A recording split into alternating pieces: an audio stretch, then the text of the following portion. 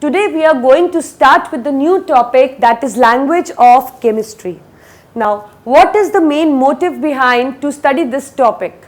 As you know that in chemistry we study about the chemical changes that are taking place, right? So when we are studying about the chemical changes, we need to write a certain, you can say a paragraph or something like that in case of English if I am talking. But if the language which is used in the chemistry is not in English, chemistry understands the chemical reactions, right? And the chemical reactions are represented by the chemical equations. And chemical equations are written by the use of symbols, states, by just writing the moles, or you can say by just making the chemical equation more informative. So the question arises that how we make the chemical equation more informative, right? So the first tool which we use in the language of chemistry is the symbol. So the first thing we will be studying is the symbol. Now what is it? Actually, it is actually a shortcut to an element. So what is it? It is actually a shortcut to an element. Now how it acts as a shortcut?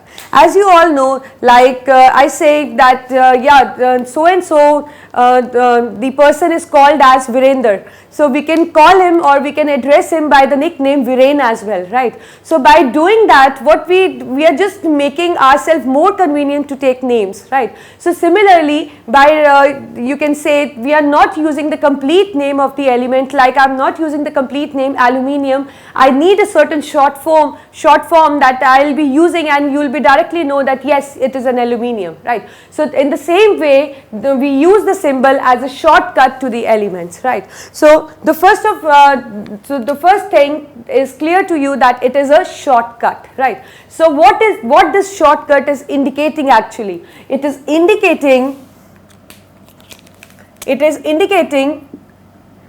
an element, or we can say one atom of an element. So either of it, we can say both means the same, that they are indicating an element or they are indicating the atom of an element. So the first information we get from the symbol is that it is a certain element, right? Like for example, if I take some example, I say that the aluminium is indicated by the symbol Al. So what information do you get from it? You get by looking at the symbol that yes, it is an aluminium element, or you can say it is the one aluminium atom of an element. So this is the first prior information which we get just looking at this symbol, right? And the second information which we get from by looking at the symbol is that it tells us that how many times an atom is heavier than atomic mass unit. We use AMU to write atomic mass unit. It is the abbreviation for the atomic mass unit. Now the question comes, first you should know that what is the atomic mass unit? Atomic mass unit is equal to the 1/12 of the carbon atom. So what is it exactly? Just listen to me carefully. See, atoms are too small, right? We cannot find its absolute size, right? Because their size goes on changing when they change their, you can say, when they shift from one bonded state to the another bonded state. The second, atoms are too small, it is very difficult to isolate them and just understand, or you can say to calculate the actual atomic mass. So it is difficult. So there are a few more reasons that why we cannot find the atomic mass, the accurate atomic mass. So but we can relate the mass of an atom with a certain element, a certain atom, right? So that the standard element which was chosen to just relate the atomic mass was first it was hydrogen, right? But the hydrogen was somehow rejected. The reason being because we know that hydrogen occur in nature in form of three isotopes: protium, deuterium and tritium, right? So the atomic mass of these isotopes are taken as average atomic mass, which comes out to be 1.008 mu. So in order to avoid the fractions in the calculation, we have just discarded the hydrogen as reference element, right, to calculate the atomic mass. So instead of it, what is taken? It is replaced by an element carbon, carbon 12. whose mass is taken as 12, because we know that carbon also exists in two forms, C12 and C14, but somehow C14 is not taken because it is radioactive in nature. So instead of that we take C12, right. So C12 is taken as the reference element to calculate the atomic mass of any element. So just get back to the topic what we were discussing. So what is symbol actually? It is a shortcut to an element. So that means it indicates an element or it indicates the atom of an element. Either of one you can say, right? Both means the same.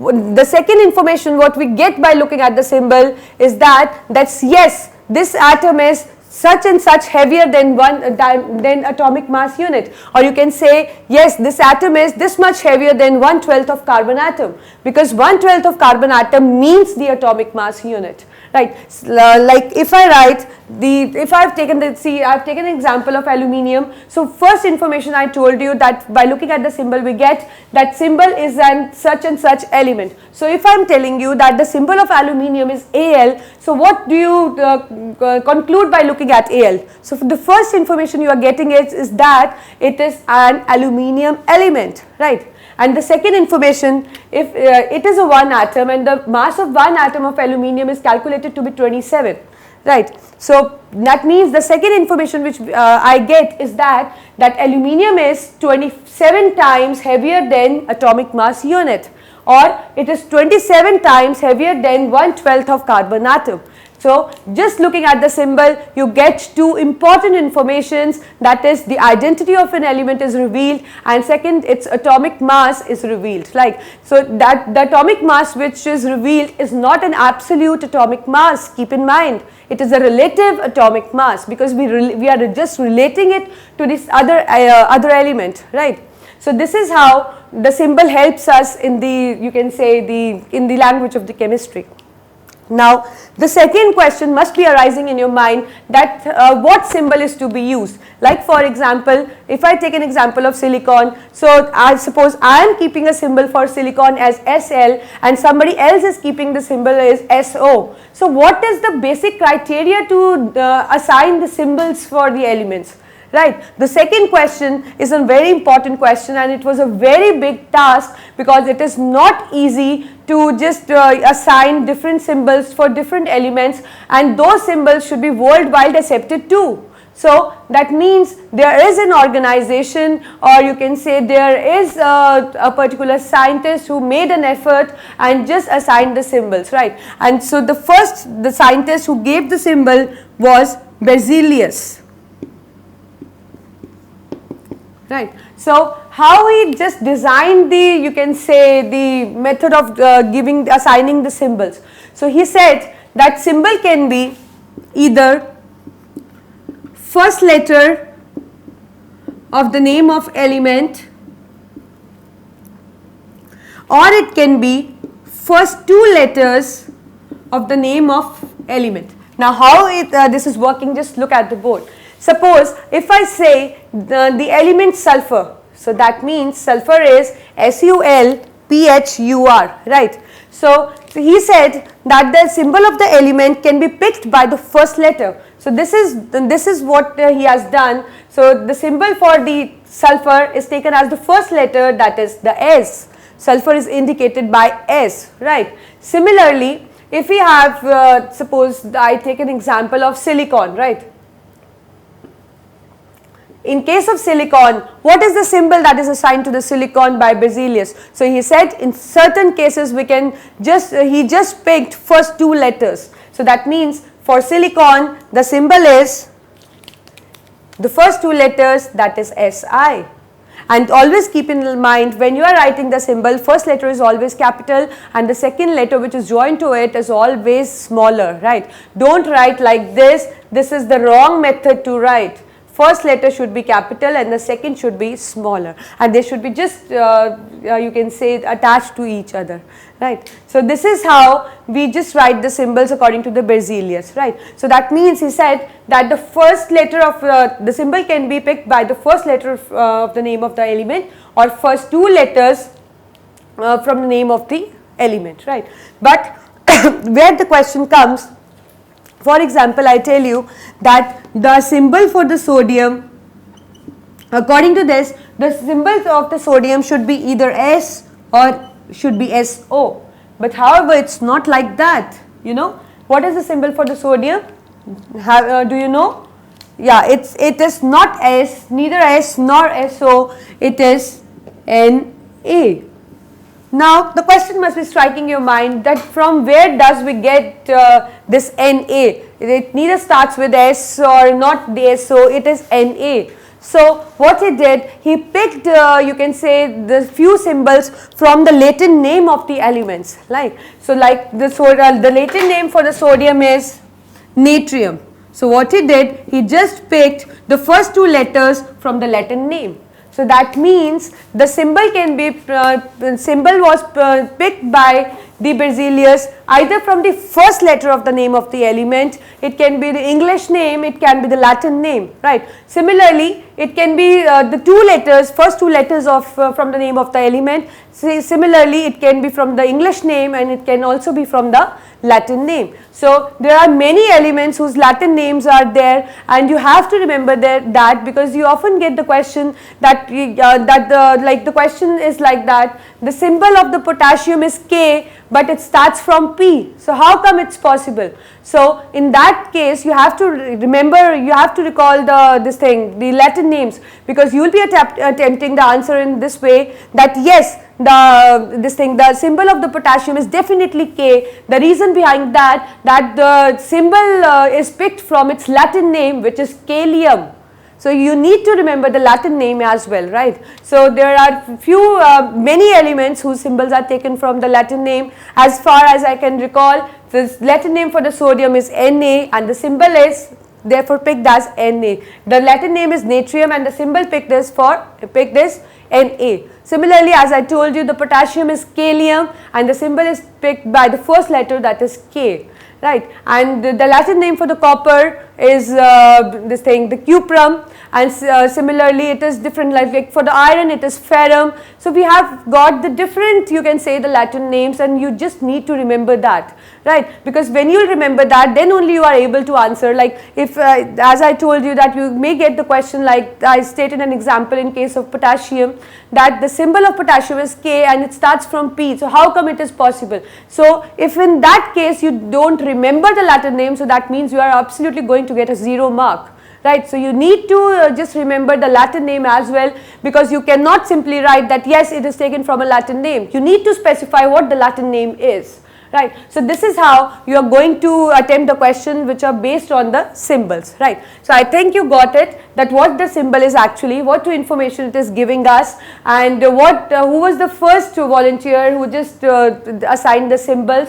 and he was Berzelius, and how he designed the symbols, that is the first letter, first two letters, and the symbol, these letters can be from the Latin name also, right. So this is how you are going to attempt the questions when it is based on the symbol. So the second, what we are starting with is, the second topic what we are starting is with the valency.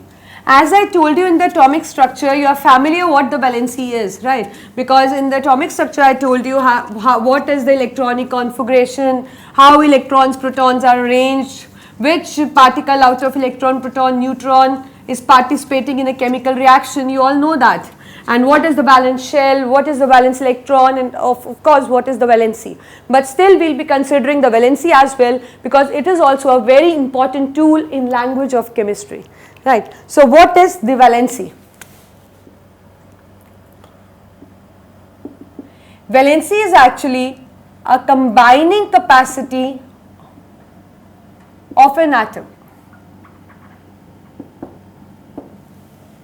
right. So just look at the board, I am telling you, I am repeating this topic again because it also serves as a main tool in language of chemistry. So what do we mean by the combining capacity? First of all, combining means, the question must be arising in your mind, why it has to combine, why some atom has to combine with some other atom, because the first reason lies in it, combining capacity. So what is the need of combining? Right. So I am just taking an example to just let you know that what is the need of the combining and why they are getting combined, and what is the valency and from where it has come, right. So for example, I am taking an example of sodium. You know that the atomic number for the sodium is 11, I'm writing the configuration for it. You know how to write it now.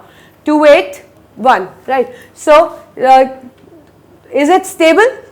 No, because you can see that the M shell can have the electrons more than 8 but not less than 8, right? If the shell has the electron less than 8, that means it is not stable, and everything in the universe needs, or you can say just struggling for the stability. So the same in case of this atom is not stable. So in order to attain stability, what it has to do? Either it lose one electron or it gains 7 electrons. And I told you the easier task, the lesser is the number of electron, easy is the task. So that means losing one electron is easy. So that means after losing one electron, I am writing this minus, that means it is losing, okay. So 1 electron means that 1 electron it is losing, and after losing what it is acquiring? It is acquiring Na positive. That means in it the protons just exceed electrons by 1 unit. Right. So that means they are just lose one electron, and after losing they are required the positive charge. Earlier the proton was 11 and even the electron was 11, but after losing proton remained 11 but electron became 10. So that means in it the positive charge exceeded, and by how much unit? By 1 unit, and we know the positive charge, obviously the proton, that is indicated by plus. So that means the valency of the sodium is plus. Right. So the first question we'll be doing it, we'll be taking in the later one also. I'll be explaining you with a good effort. So just first my question is that what is the combining capacity? I just gave this example to make you understand, not the valency.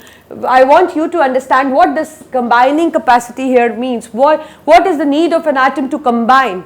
So where does that need arise from? The need arises to attain the stability. You can see, you can just look at the board that earlier it has got to it 1 electron, but after losing 1 electron it is just acquiring the stability. So why it has to combine? So the reason being it needs stability, it needs the noble gas configuration which can be acquired by losing electron or by gaining electrons. The atom is not concerned that whether it is losing or gaining, there is no particular choice for an atom. You can say what matter is that the lesser is the number of electron, lesser is the task, easy is the task. So that means if lesser number of electrons can be donated and after donating it acquired the stability, so that means it will be losing electrons, and the valency is obviously going to be in positive. And whenever the elements need an electron, for example, I'm writing the example for that as well. Suppose we are considering chlorine, we know it is 287, right? It needs 1 electron and it forms Cl negative. And after doing here the proton was 17 and even the electron was 17, but after doing the proton remained 17 but electron, because it has gained 1 electron, has become 18. That means what kind of charge has exceeded? The negative charge is being exceeded, and by how many times? How many units? 1 unit. Therefore the valency is -1. So by looking at these examples, I think you can conclude yourself that the atom is losing or gaining electron. The reason behind is just to attain the stability, nothing else is there, right? So because they need the stability, they are losing or they are gaining electrons. There is not a, you can say, a particular choice of an atom that yes, I am going to lose an electron or I am going to gain an electron. The lesser is the electron, easy is the task, right? Like in this case, you can say it can give the 7 electrons and it can gain 1 electron, but it is always easier to gain 1 electron instead of losing 7. That is why it has gained an electron. So that means I think this term is clear, the combining capacity, that what is the need and how it is doing that. So that means valency just depends upon the electron present in last shell, because you have seen that only the last shell electron is being participated. So valency directly depend upon valence electrons, right? And how the stability is attained? It is attained by losing valence electrons or by gaining valence electrons, right? So if it is losing valence electrons, you can see it has lost 1 valence electron. So after losing, what charge exceed in the ion? because this element is no longer called as atom, because any atom which bears a charge becomes an ion now. So what you can say, what kind of charge is more in it? It has, obviously it has 11 proton and 10 electron. So that means there is a positive charge which is exceeding in it. So that means by losing electron, the valency comes out to be in positive. And whenever some element gain an electron, so which charge exceeds? The negative charge. So that means by gaining electrons, the valency is in, when any element gains an electron, the valency is in negative. So as I have many examples for you, all metals, right? This is for all metals. They always lose electrons and they acquire positive charge, and that means their valency is always going to be in positive. No matter, it can be +1, it can be +2, it can be +3, depending upon that how many valence electron they are losing to attain stability, right? But obviously it is going to be in positive. And when I am considering non-metals, we know that they are just deprived of electrons. They need electrons to attain stability. So how they are attaining? They are just gaining valence electrons. So by, for example, we have non-metals. So all non-metals is going to gain valence electron. Again, no matter, this negative valency is going to be -3, -2, -1, whatever. But obviously it is going to be negative in case of non-metals. So this is how we you can say they assign the valency to an element, and I think it's clear what is the combining capacity, on what factor the valency depends, and like for which elements it is going to be positive and for which element it is going to be negative, and what is the reason behind. I think this whole topic is clear to you, right? Now I may tell you that there are few elements which show variable valency. They also show variable valencies. Now what is that? Variable valency means they are showing more than one valency. Like in case of copper, as far as I can remember, an example that copper exists as Cu positive as well as Cu2 positive. So that means it is just losing an electron, one electron, and in this case it is losing 2 electrons, right?